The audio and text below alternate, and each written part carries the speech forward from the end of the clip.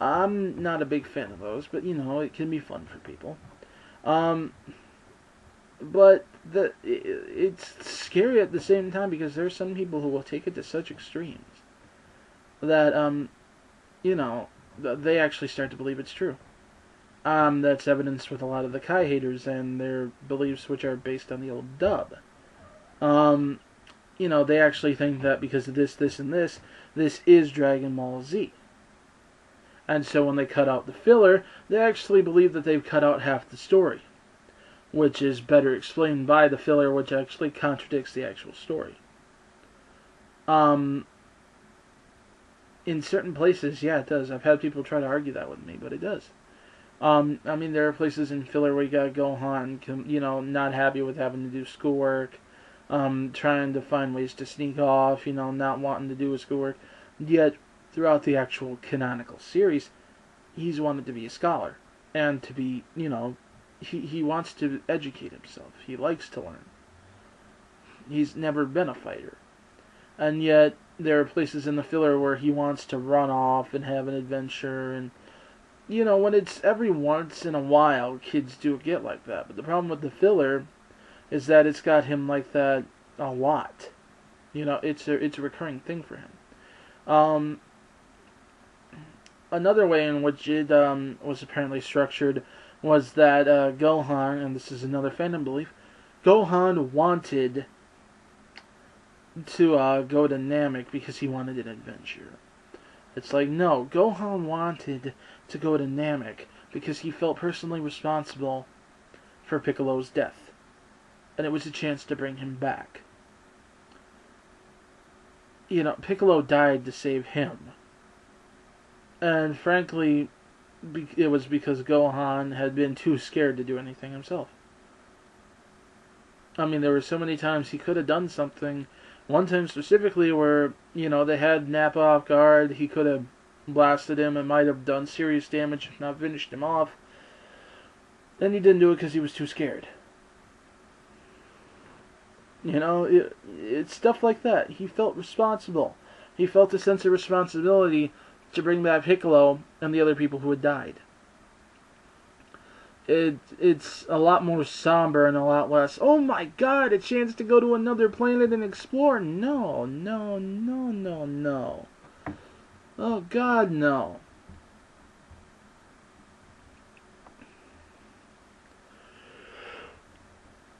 This is working. That's good.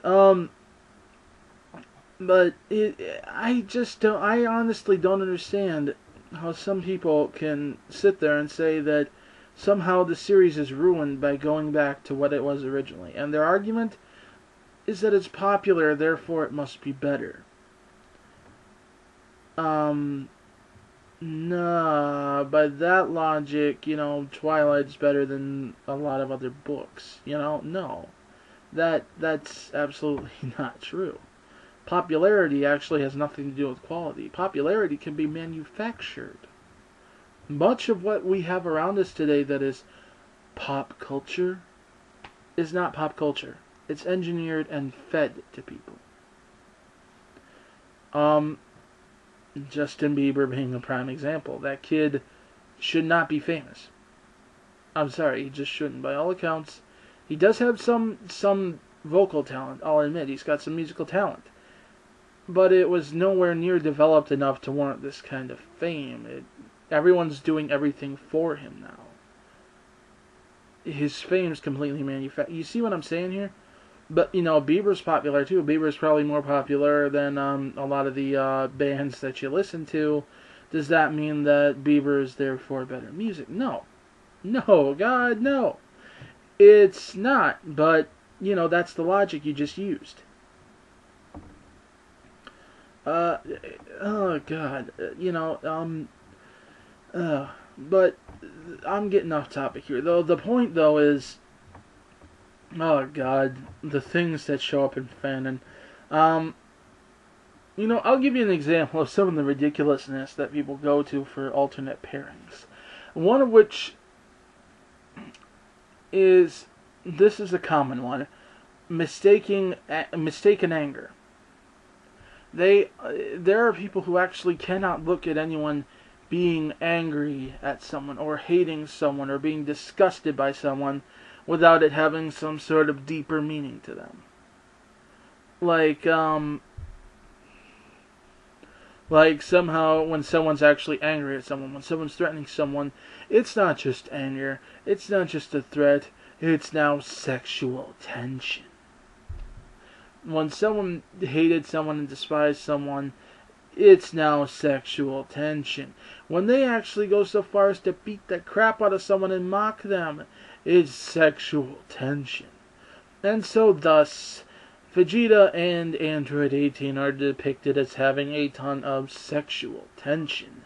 Even though he hated her, she pretty much dishonored him. He was definitely no fan of hers. And she and her brother find these Saiyans to be insufferable, arrogant pigs. Her brother feels that way too. Does this mean that he's secretly gay for Vegeta? Well, you know what? The fangirls will probably run with that one too. And the same goes for Trunks. You know, never mind the fact that he watched this woman, whether it's her or an alternate version of her, either way, ravage, pillage, and destroy his world, slaughter masses in front of him, so on and so forth. You know, apparently because she's considered to be hot, and, you know, he's angry, which is clearly sexual tension, he'd like nothing more than to, you know, tell everybody who's running around surviving, you know, screaming for their lives when they show up, screw you, I'm gonna run off with this hot chicken banger. Pretty much. That's what happens in a lot of those stories. It's downright stupid. There is actually no wiggle room for this. The pure unbridled hatred there is so apparent. He wants them dead. He doesn't just not like them. He wants her. He doesn't just not like this girl. He wants her dead. He would like nothing more than to kill her with his bare hands. To make her pay for killing his teacher. To make her pay for killing his father. To make her pay for killing his friends. To make her pay for killing all those innocent people. Sometimes right in front of his very eyes. You know? It's stuff like that. And then, you know, the ridiculous tiny stuff, like Bulma talking about how Goku grew up to be a handsome guy, therefore, Bulma and Goku, even though Goku doesn't look at her that way, and Bulma is just being kind of flighty and isn't even necessarily seriously considering, you know, whatever. There you go, you know? I mean, but I seriously, by this logic, though, by some of this logic, I mean, whether Roshi should be paired with every single woman on Earth because they can't stand him, and yet he certainly has a thing for them, but their anger and hatred at his constant sexual advances must be sexual tension, right? No, I didn't really want to touch on this topic. It just bugs the hell out of me. I'm sorry, it does. The only way these can work is going beyond the boundaries of fanon into just plain fantasy. It doesn't make sense. Especially since the people who support these pairings, more often than not, then go out of their way to try to rip down the ones that are actually there. You know, find any sort of little thing they can attack about a certain pairing. Krillin and 18, for example, oh, he's too ugly, oh, he's short, oh, he's weak, she shouldn't be with him, blah, blah, blah, yada, yada, yada. Oh, clearly she doesn't love him because she's not all over him, you know, etc., etc., etc. No one's all over anyone in this series. Get over it. That's not what it's about. I mean, seriously, she married the guy, she started a family with him. You know what comes with making a baby. I highly doubt she's that disgusted by him. It's just, you know, and even people... Here's another one that, on a slightly less crazy scale, you know, people who even support some canon pairings will go out of their way to try to trump up theirs as the best by attacking the others. And my personal favorite to watch this with is when they do it with Bulma and Vegeta. Bulma and Vegeta, best couple ever. And, some of you might get offended by this. I'm sorry, I gotta speak my mind on this subject, because I've been holding back trying to avoid offending people for too long.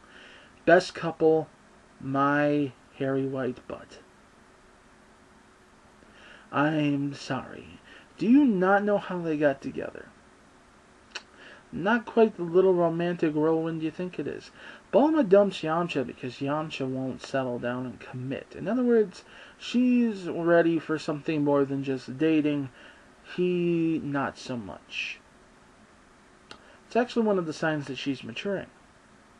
But she gets frustrated, says, I'm not dealing with it anymore, she dumps him. And yeah, that's actually in the manga. Yes, fangirls, not because Yamcha was a drunk who often beat her and slept with other women and offered her a chance to join in like you so often like to claim and portray. So, she dumps him. She's upset about it. Vegeta's there. Now, see, here's what I love. The polite version, as it's put in the manga, is that she saw Dad was there and saw he was lonely. So, now, lonely is more often than not a polite way of, saying horny. I'm sorry, but it is. So what happens is she's emotional, he's hormonal, they get together, 9 months later you got a baby. And what's Vegeta do? After knocking this woman up, takes off into space to go train his buns off to surpass Goku, leaving her to raise that child alone. That's right, alone. Ditched his family. When he comes back and sees them again, is there an emotional reunion where he is cuddling his woman and his child? No. They get shot out of the sky, and he's willing to let them fall to their deaths if the other Trunks, the future one, hadn't been there to do something. Dead. It was ridiculous. Where are you getting this best, most affectionate couple ever crap? The guy didn't even start caring about his family for 7 years after he had it. He stuck around with it, sure, but he didn't give a rat's backside. He even admitted he had not even once held his own son since he was a baby. That time when he was about to kill himself fighting Boo was the first time he had even hugged his own son. He was a heartless jackass. I'm sorry, but when it comes to family stuff, he was.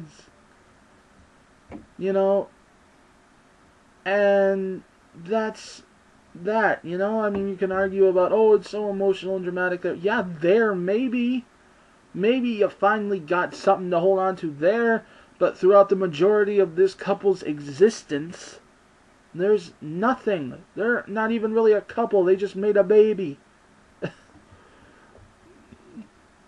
And they sit there and attack the other two, which actually show a lot more affection for their spouse than those two do. Just because Goku and Chi-Chi fight, and I guess because Krillin and 18 aren't sneaking off to bump uglies every chance they get, they're clearly not in love with each other or something. I don't know. But, that the lengths that people go to defend that specific pairing are ridiculous. At any rate, I think I got plenty off my mind with that one. But yeah, like I'm saying, Fanon can be fun when it's kept within the realms of logic, when it's kept within the realms of what is there, what isn't there, so on and so forth. Debates are fun. Good-natured debate's fun. When you take it too far and start getting downright friggin' creepy with your opinions and with what you think is there versus what's really there, not so much, guys. You look crazy. Anyway, my advice to you is when you're arguing with somebody and you see something like this, it's usually a sign that, something's going to happen, that best to back out. Because when someone goes into and starts bringing in Fanon to back up something of our canonicity, you know that it's pretty much over. Anyways, that's it for now. See ya.